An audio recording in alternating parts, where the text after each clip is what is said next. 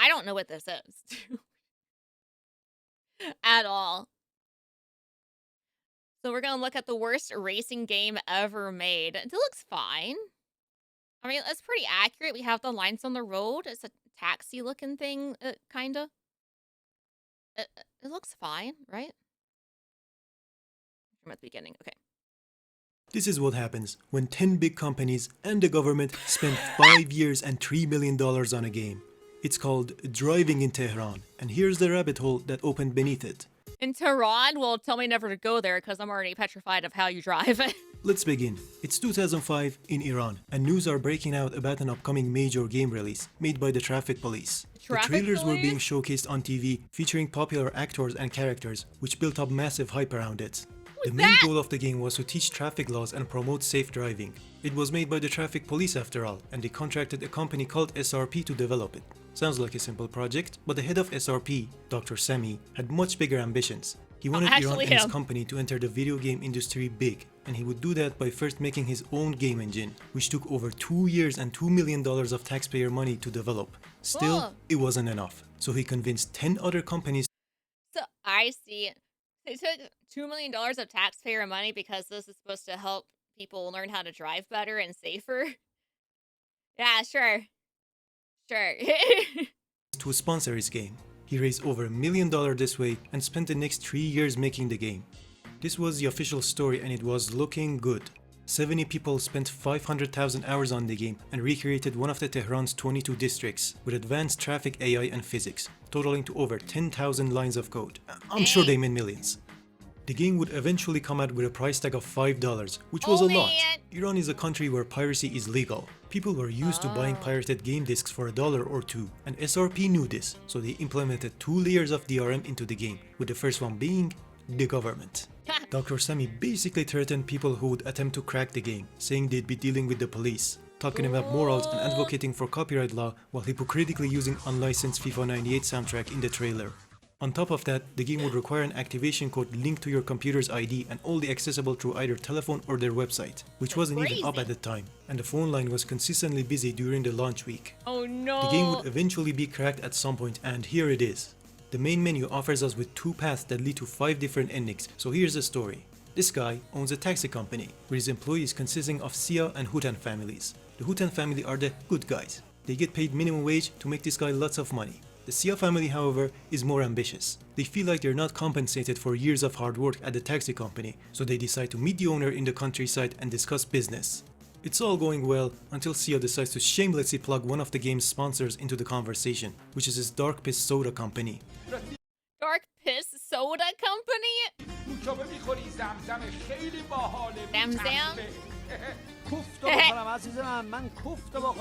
The owner goes mad as a result, and Sia leaves with the goal of taking over the taxi company. The owner, along with Hutan, get in a car and chase after him. In the Hutan path, we're presented with a choice of Oh yes, we're learning about how to safely drive. But now you're chasing somebody after arguing. 5 vehicles, all of which are made by the largest automobile manufacturing company in Iran. ICO is the biggest sponsor of this game, so much that they removed every other car. For example, there's a Mercedes in the trailer and game files that is nowhere to be found in the final release. No. Even the cover car used to be different. The ICO rabbit hole goes much deeper, but for now, let's start the game using this insult of an automobile. Yeah, baby! This is just the beginning. The gameplay speaks enough of the car handling. They crank the gravity all. Okay, so I will never go there because I didn't anticipate how do you anticipate the spawning rocks? The way up, which in racing games is a lazy move to make the cars more stable, and even that is not enough in this game. But considering these cars are made by ICO, I'd say it's accurate. Anyways, you'll see advertisement billboards every 50 meters or so, and these are actually the sponsors of the game. What surprises me is that they somehow convinced the marketing teams of 10 big companies to pay tens of thousands of dollars for a virtual billboard. And this was in 2005 in Iran. They sold NFTs at a time when the average person didn't know what internet or video game means. We reach the end of the level after a minute of driving and move on to the next one.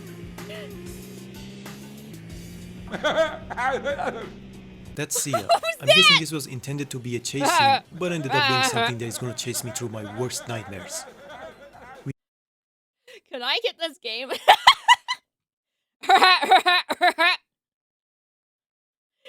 There's trees everywhere. How is it learning how to drive? Who has taxpayers' money for this? We then reach the taxi company with the game transitioning into the taxi mode. Can you guess which button here starts the next level? Maybe the giant start button? Nope, that actually quits the game. Someone tried to prevent you from witnessing the horrors ahead, but I was unfortunate enough to find the real start button, so here we go. A cutscene doesn't play after the loading. Here it is from the game files. Hutan finds out that Sia and his family took all but one of the taxi vehicles. Why do some of them look like this and like the main guy looks normal, but then everyone else is like noodle legs and giant noses? So instead of reporting them or going after them, he decides to keep working as the dumbass taxi driver that he is. The game basically turns into propaganda, telling you to earn money through legal means and obey traffic laws. But they mean it. In the taxi mode, you cannot go above the speed limit. If you crash the car, you lose money. If you break traffic laws, you get fined. But the most interesting thing is what happens when you run over pedestrians. He didn't use his third signal! The game crashes. It doesn't reset or show a game over menu, it simply quits. And before it does, it briefly shows up a message saying, you shouldn't play with people's lives. This was their idea of a video game. Obey the law, don't kill digital pixels, no fun allowed. They unironically made something that is best described as an anti-video game, and we're not even halfway through. To finish this level, you need to collect 200,000 tomans through fairs, which at the time would have been worth $200, but right now it's worth 4. Each fare gives you 2,000 tomans on average, so you need to pick up 100 passengers to progress. If that sounds boring, it gets a lot worse because each car crash costs you money. Not only the car somehow handles worse in the taxi mode, but the traffic cars simply ignore your existence and crash right into you. Advanced simulation. Okay, just keep an eye out for traffic and invisible objects, but that's not easy with the game's tiny field of view and render distance. It's like the original Driver that came 7 years before this game, and that game had sizable cities. Here, you get like 2 short streets of Tehran. That's less than 5% of the district that they promised to recreate. 1.5 million photos taken. Let's check that claim. Yeah, didn't they say they're gonna do the whole thing? Well, they did the bare minimum of turning those photos into textures, and then carelessly slapped them on 2D sprites with zero lighting. As a result, the game barely feels 3D. It's half-assed, and some alleyways are straight up skipped. Still, this is the only part of the game where you can see a small trace of effort, and I don't think it came from SRP, but rather another company who was closely tied to and funded by the police. They made all the animations for the game and probably borrowed parts of the city from their other projects. By definition. They even got to reference the game in one of their future animations.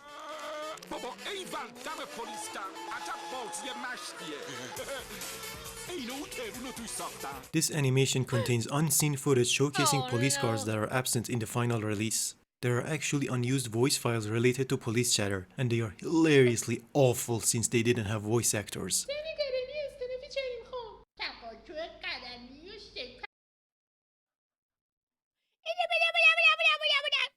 What are you talking about? This game looks great. Looks wonderful. The biggest anomaly, however, is this Warcraft trailer in the movies folder. Alongside it, there are much better looking renders that make you question what went wrong. We'll get to that, but for now, we need to collect $4 to progress. But if you get fined a total of $12 instead, you get a bad ending. Not only you can randomly get fined, but the traffic law isn't exactly clear in the game, which you know was the whole point of it. You can buy back the Sia family after collecting $4.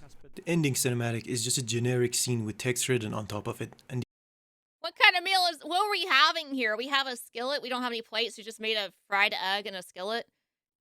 I don't know what that is. We got canned red cup and coffee. His arms going through the table. Yes, best family dinner in history. The audio is completely messed up. In the bad ending, Sia will open up a new taxi company, which will bankrupt yours. Very sad. Anyways, we still have to play as Sia in the other story branch. So after taking over the taxi company, Sia gets a phone call. Apparently, the owner of the taxi company is in bad health. Sia has a sudden change of heart and rushes over to help him. Just Oh, how don't ask how he nice. got his Oh, hands on an ambulance or how the character models look. If you're too late, the owner dies, cry emoji. But otherwise, you'll need to pay 1 million tomas in hospital fees since the owner doesn't have insurance. Funnily enough, two of this game's sponsors are insurance companies. They filled half the game with advertisements but forgot to mention them when they had the perfect opportunity. And guess how you're going to save up the money? Yeah, it's the same thing as before, with 5 times the amount. If only make there that was a faster $4. way, but they removed the bad ending from this path. Here's the Insurance scam. cutscene from the game files.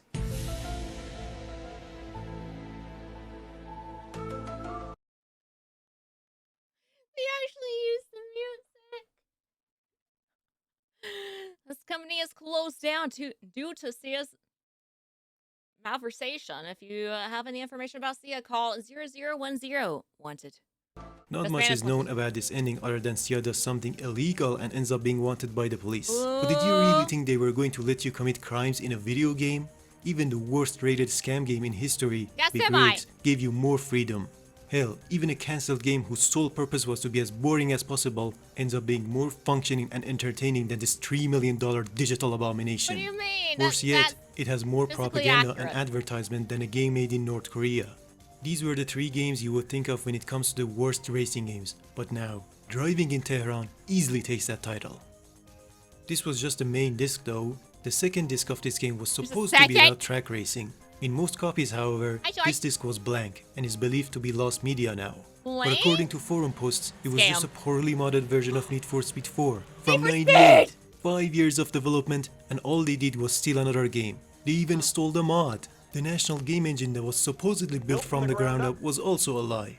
The main executable of the game is a simple flash player and the rest are made using a basic open source engine. They just ripped off this vehicle physics demo and replaced the models with shitty Iranian cars. Except so these cars aren't even shiny. Iranian, which gets us back to Aiko. They contributed so much to the game that they have a dedicated movie accessible in the main menu.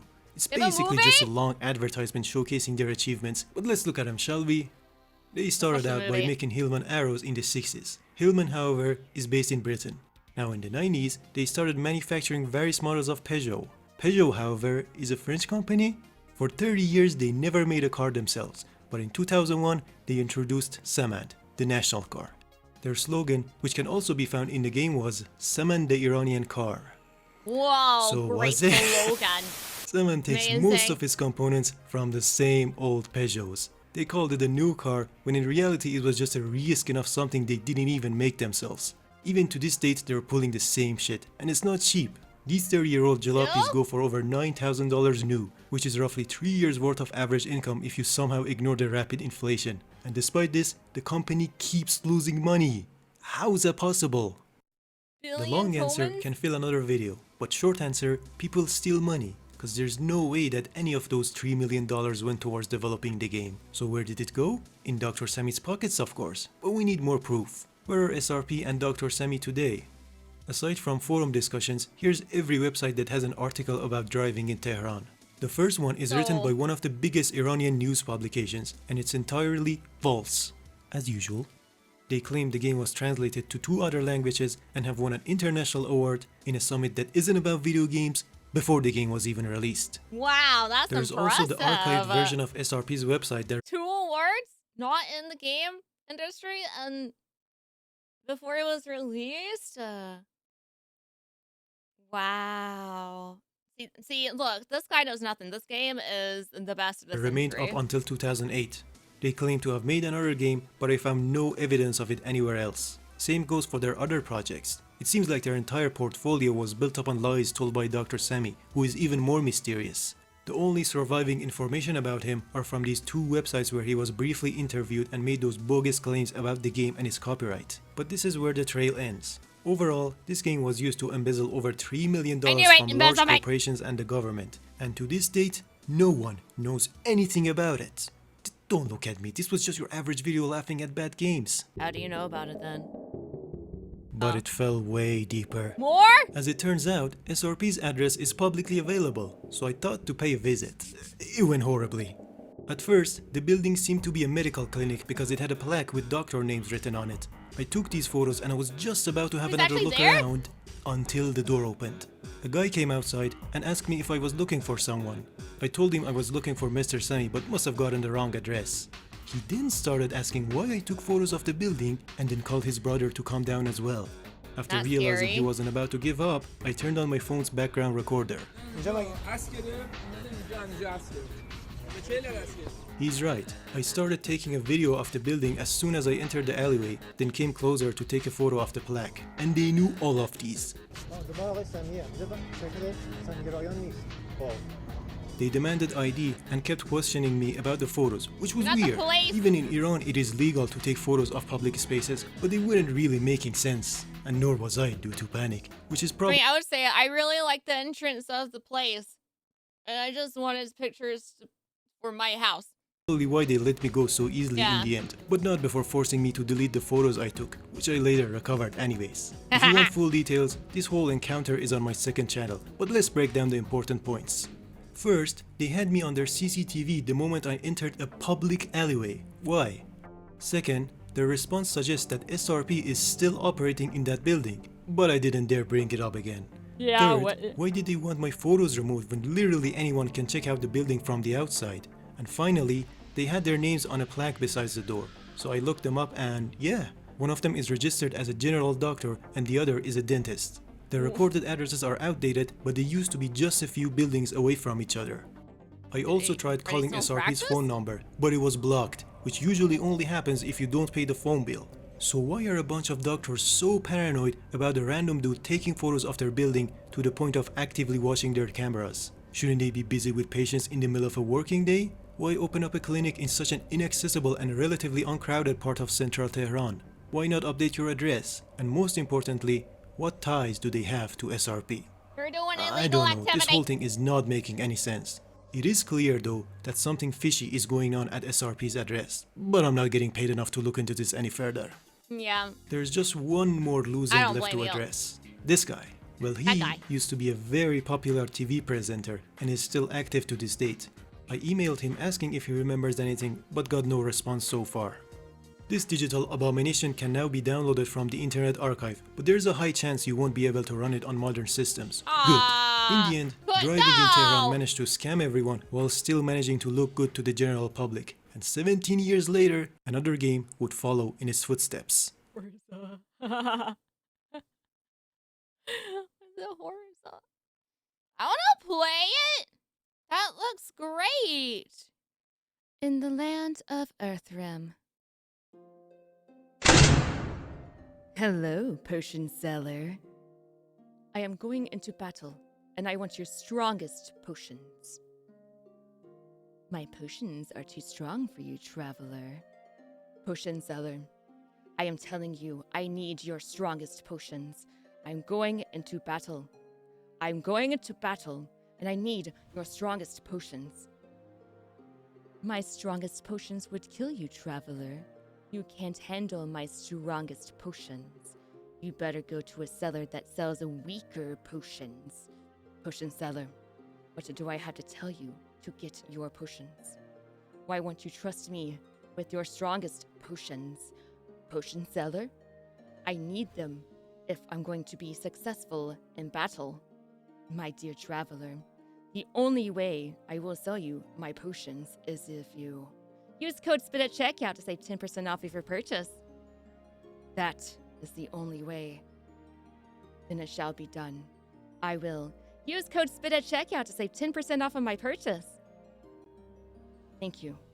And the traveler went and won their battle with the help of the amazing Gamer Subs.